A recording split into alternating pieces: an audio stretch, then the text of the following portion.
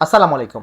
বর্তমানে দেশের দক্ষিণাঞ্চলে যে ব্যাপক বন্যার সৃষ্টি হয়েছে, সেই বন্যাতে মানুষজনকে রেস্কিউ করার জন্য অনেক মানুষজনই নিজ উদ্যোগে স্পিডবোট, ইঞ্জিনের নৌকা সহ বিভিন্ন যানবাহন এমনকি খাবার নিয়েও সেই অঞ্চলগুলোতে যাওয়ার চেষ্টা করছেন।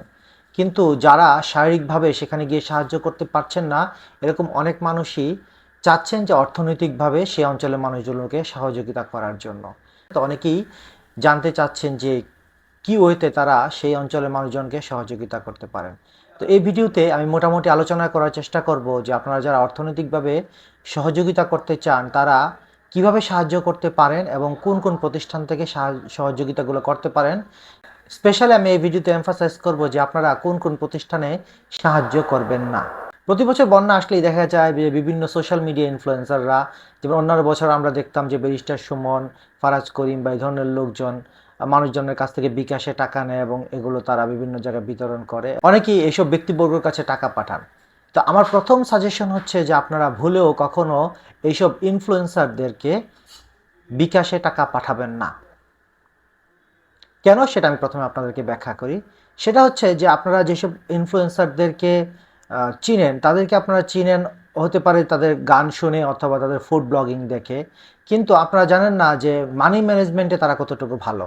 অর্থাৎ যত সুন্দর ফুড ব্লগিং এরা করে, বাস্তবে টাকা এরা এত সুন্দর ম্যানেজ করে কিনা বা এরা এত সৎ কিনা যে আপনার টাকাটা ওরা জায়গা মতো পৌঁছাবে, এটা আপনি জানেন না। সো এমনও তো হতে পারে যে সে টাকাটা সেখানে দিচ্ছে না। সুতরাং always there is a 50-50 chance যে আপনার টাকাটা জায়গা মতো পৌঁছাবে না, তারা মেরে দিবে।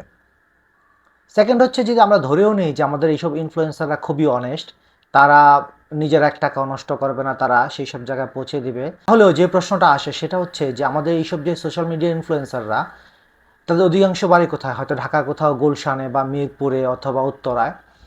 তো আক্রান্ত যেসব এলাকাগুলো আছে, আমরা যদি ধরে নিই ফেনী বা লক্ষ্মীপুর বা নোয়াখালী, এইসব অঞ্চলের সাথে তো এইসব ইনফ্লুয়েন্সারদের সরাসরি কোনো সম্পর্ক নাই, কোনো যোগাযোগ নাই। এখন আমরা যদি টাকা দেই, তাহলে এইসব অঞ্চলে তারা কিভাবে পৌঁছাবেন? তাদের তো কোনো নেটওয়ার্ক নাই।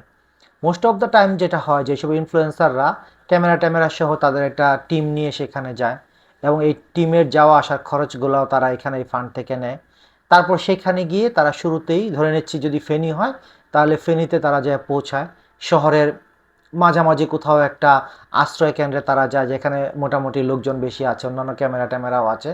এইসব জায়গায় তারা কিছু সিলেক্টেড মানুষজনকে সেসব ত্রাণ টানগুলো দিয়ে ছবি তুলে ভিডিও করে সেগুলো নিয়ে এসে আপনাদের সামনে উপস্থাপন করে। তো প্রবলেম হচ্ছে আপনারা যতগুলো ইনফ্লুয়েন্সারকে টাকা দেবেন, এই সব ইনফ্লুয়েন্সারেই ওই নির্দিষ্ট কতগুলো জায়গায় যায় এবং ওই নির্দিষ্ট কিছু মানুষজনকে দান করে। এবং ওই অঞ্চলে ওই মানুষগুলা যেহেতু জানে যে এই জায়গাটাতে আসলে ত্রাণ পাওয়া যায়, সেই জন্য দেখা গেছে সুযোগ সন্ধানের লোকগুলা যারা হয়তো এফেক্টেডও না, তারা সবাই ওই নির্দিষ্ট জায়গাগুলোতে এসে একত্র হয় এবং তারা কিন্তু বারবার রিপিটেডলি ত্রাণটা নিয়ে যায়। কিন্তু একটু ডিপ এরিয়াগুলোতে যা একটু যেখানে পেনিট্রেট করা যাচ্ছে না, মানুষজন যেতে পারছে না, ওই সব এলাকার মানুষজন দেখা গেছে বারবারই ত্রাণ বঞ্চিত হয়। সুতরাং প্রথম বিষয় হচ্ছে এইসব সোশ্যাল মিডিয়া ইনফ্লুয়েন্সার বা এইসব ব্যক্তি যারা পার্সোনাল ক্যাপাসিটিতে টাকা উঠাচ্ছে, বেস্ট আইডিয়া হচ্ছে তাদের কাছে টাকা না দেওয়া। তাহলে এখন প্রশ্ন হচ্ছে, তাহলে আমরা টাকাটা দিব কার কাছে? এক্ষেত্রে আমরা দুইটা অ্যাপ্রোচ অবলম্বন করতে পারি। নাম্বার ওয়ান অ্যাপ্রোচ হচ্ছে, যদি আমার নিজের কোনো ব্যক্তিগত কানেকশন থাকে সেই অঞ্চলে কোনো মানুষজনের কাছে। উদাহরণস্বরূপ আমি যদি ফেনীতে দিতে চাই অথবা আমি যদি খাগড়াছড়ি, কুমিল্লা বা ব্রাহ্মণবাড়িয়া কোথাও দিতে চাই, তাহলে সেই অঞ্চলের আমার পরিচিত কোনো একজন ব্যক্তি যাকে আমি বিশ্বাস করি এবং যিনি সরাসরি সেই অঞ্চলে থাকেন অথবা কানেক্টেড, তার মাধ্যমে আমি দিতে পারি। এবং আমার নিজের বাড়ি যদি ওই অঞ্চলে হয়, তাহলে সবচেয়ে বেস্ট হয় যদি আমি আমার পাড়া প্রতিবেশী আত্মীয় স্বজনদের মধ্যে সেই টাকাটা দান করি। কিন্তু সেটাও যদি আমার কাছে পসিবল না হয়, তাহলে বেশ কিছু অর্গানাইজেশন আছে যারা এই ধরনের কাজগুলো রিপিটেডলি করে আসছে। উদাহরণস্বরূপ আমরা ধরতে পারি যেমন আসুন্না ফাউন্ডেশন আছে। তাছাড়া এসব দুর্যোগকালীন সময়ে আর্মি, নৌবাহিনী, বিমান বাহিনী, তারাও বিভিন্ন সময় ফান্ড কালেকশন করেন এবং তারা এগুলা ডিস্ট্রিবিউট করেন। তো এইসব প্রতিষ্ঠানকে দেওয়ার সুবিধাটা কি? সেটা হচ্ছে, যেমন আমরা যদি আসুন্না ফাউন্ডেশনের কথা ধরি, তাহলে এরা এই ধরনের কাজে কিন্তু খুবই এক্সপার্ট।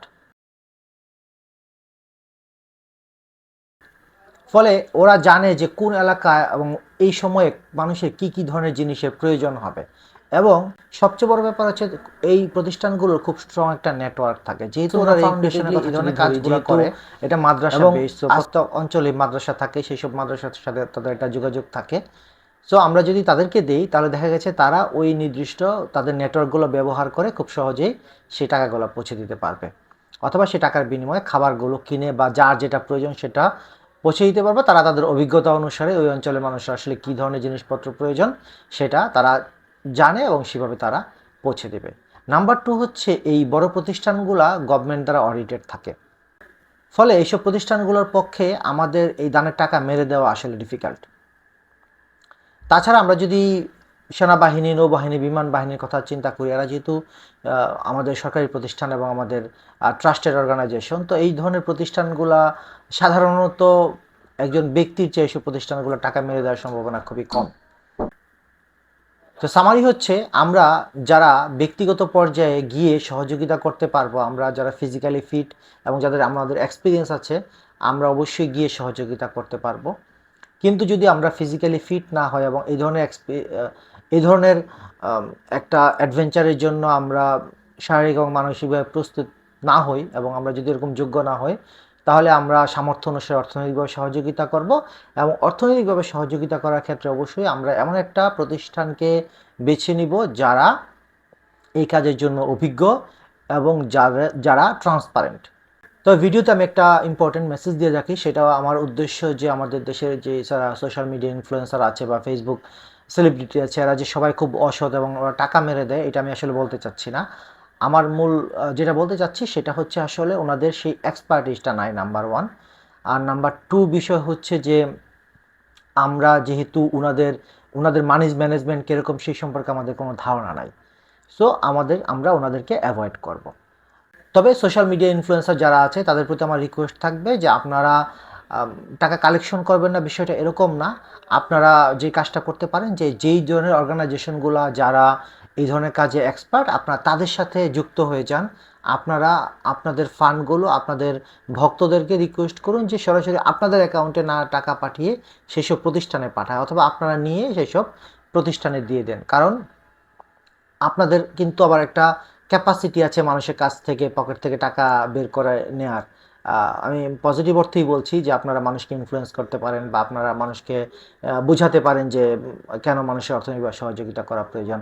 তো আপনারা সেভাবে মানুষজনকে বুঝিয়ে সেই টাকাটা আপনারা ওই ধরনের ট্রাস্টেড এবং এফিশিয়েন্ট, খুবই ইম্পর্টেন্ট এখানে ট্রাস্টের যে জিনিসটা খুবই ইম্পর্টেন্ট, সেটা হচ্ছে এফিসিয়েন্সি।